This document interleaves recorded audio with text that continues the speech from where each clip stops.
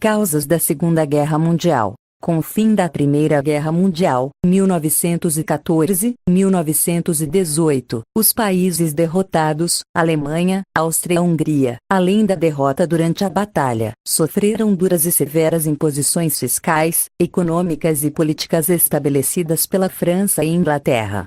No ano de 1919, a França e a Inglaterra criaram o Tratado de Versalhes. Nesse documento, a Alemanha foi obrigada a assinar o acordo e pagar altas taxas de indenizações e tributos aos países que formavam a Tríplice Entente: Rússia, França, Inglaterra e Estados Unidos. Além disso, a Alemanha devolveu a região da Alsácia e a Lorena para os franceses, cedeu a Polônia ao território denominado de Corredor Polonese. Sobretudo, foi obrigada a ajudar economicamente na reconstrução dos países europeus devastados pelo poderio bélico humano. Logo de início, os governantes e a população da Alemanha e Áustria-Hungria não ficaram satisfeitos com as imposições causadas pelo Tratado de Versalhes e os alemães apelidaram o Tratado de Ditado de Versalhes.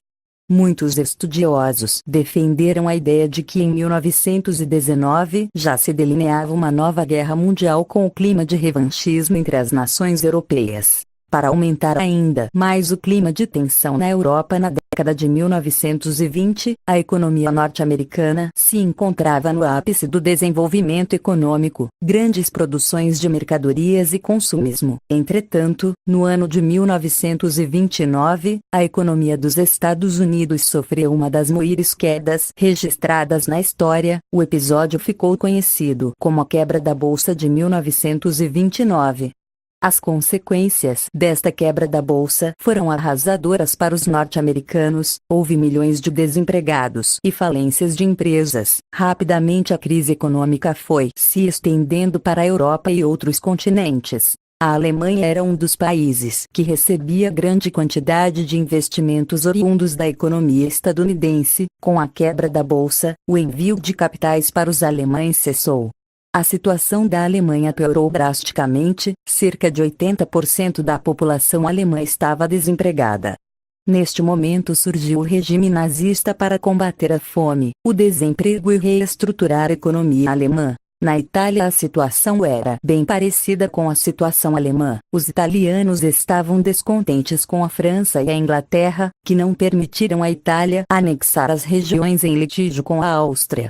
Com os países arrasados, necessitando levantar suas economias, surgiu na Alemanha o nazismo e na Itália, o fascismo, dois grupos de extrema-direita que foram marcados pela ascensão dos estados totalitários.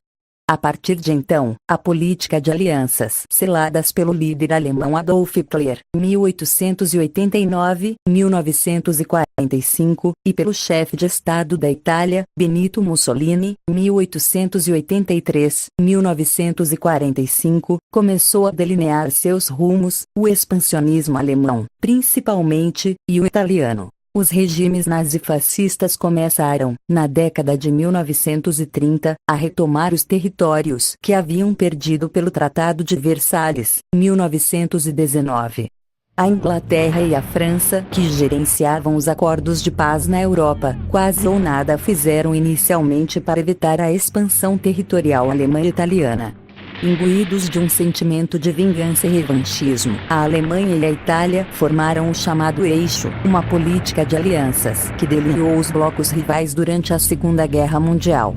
A ascensão do regime nazifascista se estabeleceu no discurso da nacionalidade, valorizar o que era alemão na Alemanha e o que era italiano na Itália, favorecer o fortalecimento da economia. Grande parte da população desses países seguiram o fascismo e o nazismo e estavam prontos para o combate que viria logo a seguir.